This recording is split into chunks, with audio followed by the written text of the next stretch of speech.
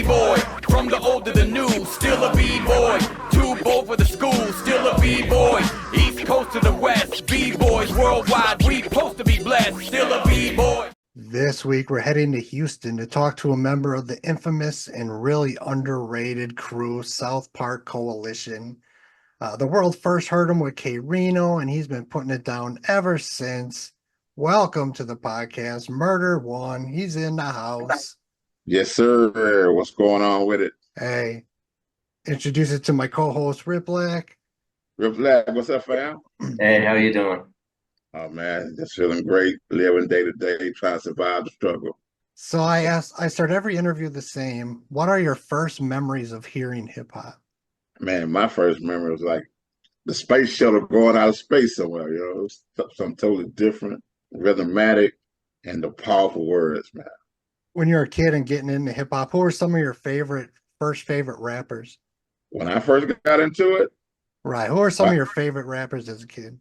well, you know, as when I first got into it, I'm still when I first got into it, you know, it had to be the Melly Mills, the Tila Rocks, the Curtis Blow, 8 million stories about Curtis Blow, Sugar Hill Gang, then moved up to Run DMC, LL, Houdini. Yeah, just a few. Then moved up to Public Enemy, KRS One. Man, the list goes on. The golden era. That was the era I grew up listening to. So at what age did you start writing and rapping yourself? Well, actually, you know, when I started, I was just that radio. I always tell people refer me to the Radio Raheem era because I was the one that playing music with the boombox. And I didn't know it was some MCs on the next street. I never thought I was going to be in a rap group, thought I was going to rap. You know, my dad, he played every instrument, record the whole neighborhood back in the 70s. So, I mean, I played around, but I wasn't saying that was me then. My homeboy, Victor Slick, better known as Guess, he saw me walking down the street with the boombox, like, man, your voice sound good. I need you in a rap group. And I was like, man, I don't know nothing about no rap, you know, like that. Because he was a battle king. You know, he one of the guys out of South Park battling all the time. So he actually did my first writing, and the group went on. And when I started feeling my identity, I started writing it. Me and him kind of clashed because now he's not the only star of the group no more. So I started writing maybe 84, Wow. 84. But I've been doing rap since maybe 78. So at what point did you meet K-Rino? It's a funny story, man. The reason I said that is it's a funny story because speaking of me and guests, we used to go around the different high schools. Back that time, the high schools had talent shows, and that was the big thing. You go, and Reno was like Sterling, and me and Victor Slick, Ganksta NIP, Klondike Cat. We all from Jesse H. Jones. So we did a talent show at one of Hartman Middle School, and like I said, I wasn't writing at the time, so you know, guest was writing, and so I was DJing, but we both were DJing. So I was DJing while he rapped and I rapped. So we get on stage, he started dissing K-Rino. You know, so he's a battle rapper. You know, I didn't know. Uh-huh. I go by the script. I don't know how to battle rap. I just know whatever I got on paper that I'm gonna recite. And he dissed K like in '85, and I joined SPC in '86 and became a member '87. And what an amazing group, the long list of, MCs who have been in the SPC. K-Rino himself is one of the most underrated lyricists I think of all time. It's just amazing how much talent is in that group out of, Houston. Obviously, there's a lot of talent down there. Well, you know, I always told people that K was ahead of time when I first met K. You know, like I said, everybody said we had the hardest MC battle rapper at our school because we had a lot of MCs. And K was one of them dudes, didn't matter where he go battle, what school he was going to battle, he was going to battle. And that's how we came friends. I came into the K-Rino realization very late. It was the Scarface song with Slim Thug. Oh yeah, it's late. It's late. I looked really late. I think MySpace was around, but I looked him up and I hit him up way back then. And we ended up doing about 4 songs together. And then that's kind of Oh, really? that's kind of how I got put on everybody. you, all like all of FPC and the everything. And then whole, yeah. I started paying some attention to Houston. I seen all the like peace rides and the feeding the homeless and Still do that right today. We still do that right you today. still do? Okay. Yeah. Yeah, I've spoke to a couple of people about it, like off, just off of these interviews and stuff, just kind of checking out like how that all goes down. I was big into putting on hunger drives myself because I grew up Mm. going to the shelter, like the food places and pantries. So I was able to use the talent and talent around me to help give back. Specifically, I went to my hometown and did it to the one that helped me. That's always kind of like drawn me to that scene. With that being said, it's easy for an outsider looking in at one specific group of positive artists. How would you describe the actual scene around there? Because we've traveled a lot ourselves, and you know, every scene has either their problems, but Well, I mean, what you mean? What part of the scene that you want me to define? just kind of like is it like a crab in the bucket scene, or is it kind of like artists helping each other, or a little of both? It's hard to speak outside my organization because we all brothers and we all make sure if he eat, I eat. Now, people do respect us here. You know, they don't feed us like we feed each other. If that's answering the crab in the bucket question, everything we got out, we did ourselves. I mean, we run with millionaires, we run with top rappers, but they don't hand out us nothing. And everything you see, we done. You know, for me and K-Rino been independent artists since we started. We had chances to be on labels, and we ran the other way. We've been independent since what 1991. And I know SPC gets ton of respect because last year I lived near Milwaukee and Scarface came through, did the Brad Jordan experience. So I did the meet and greet.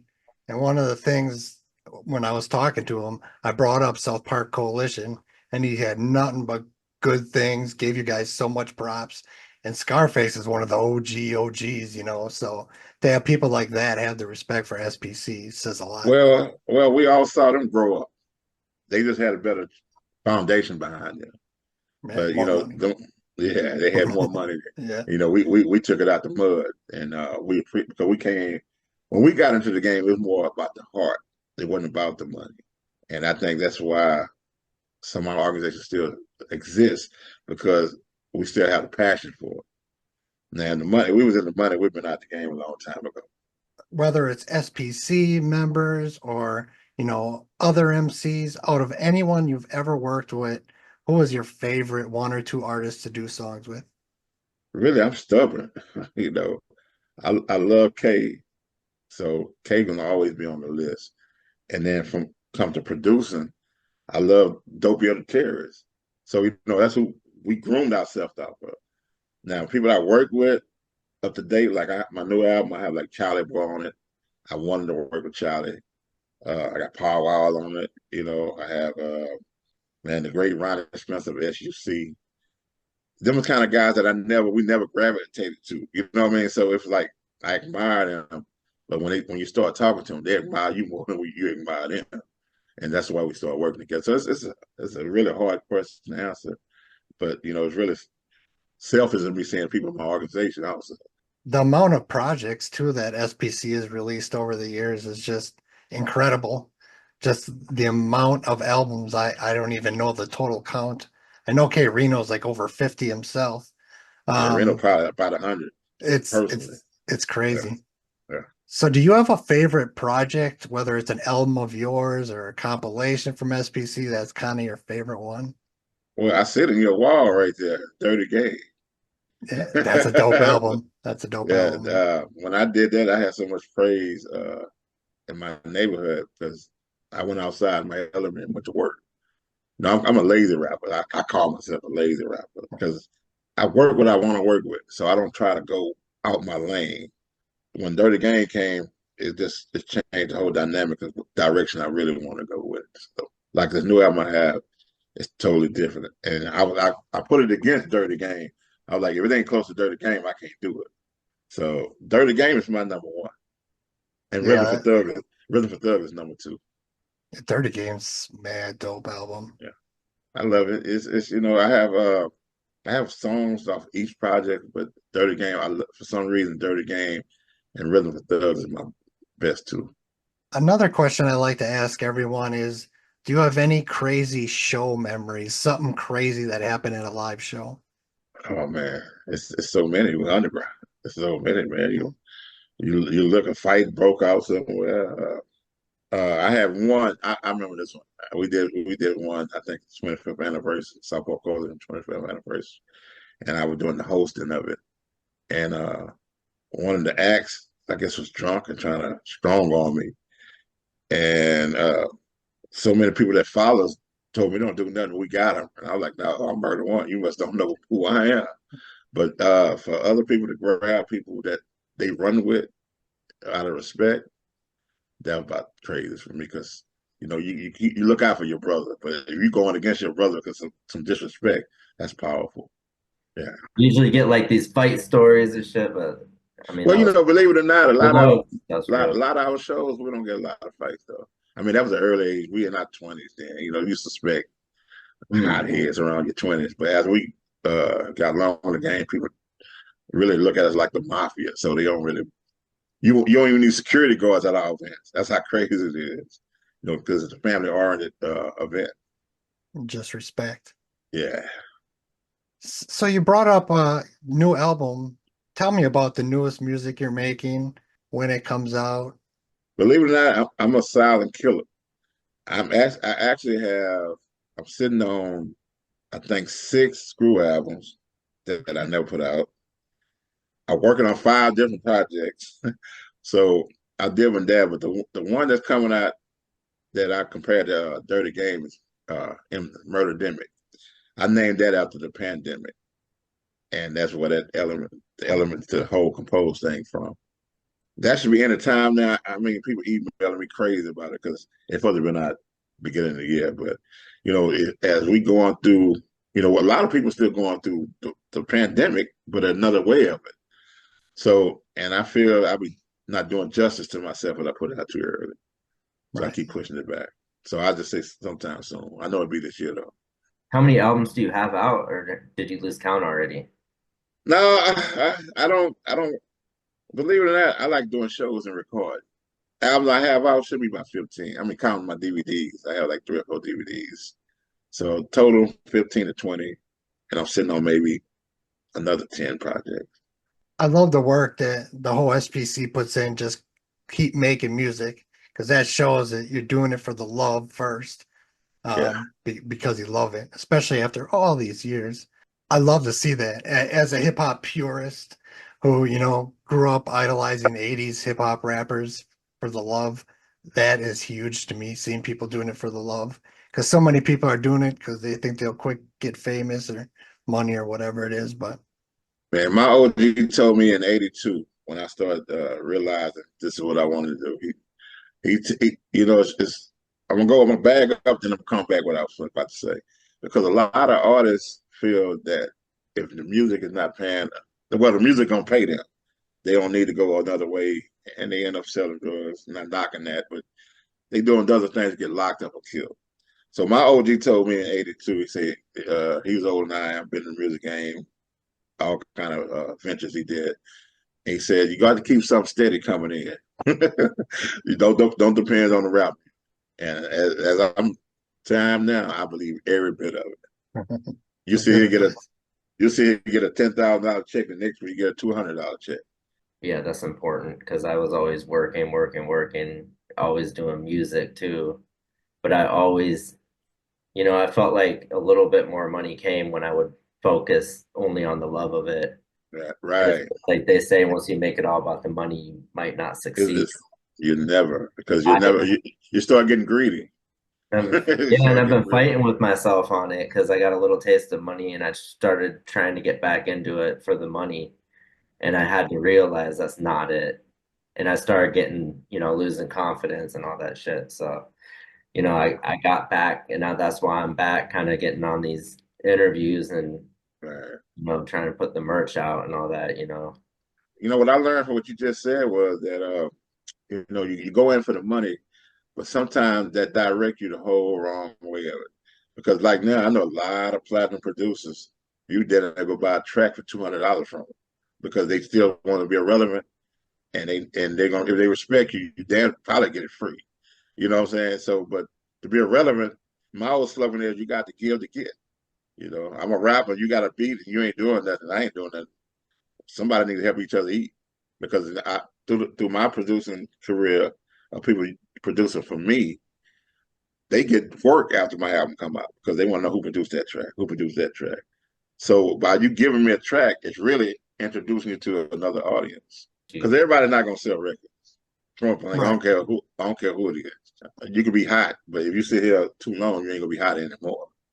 Especially here in Houston, the hottest acts are like who've been out for 6 months. Then you're not even history no more. You done. So it's crazy. Especially in this day and age, every street has 5 rappers on it. Everyone's a rapper now, It's right. It's crazy.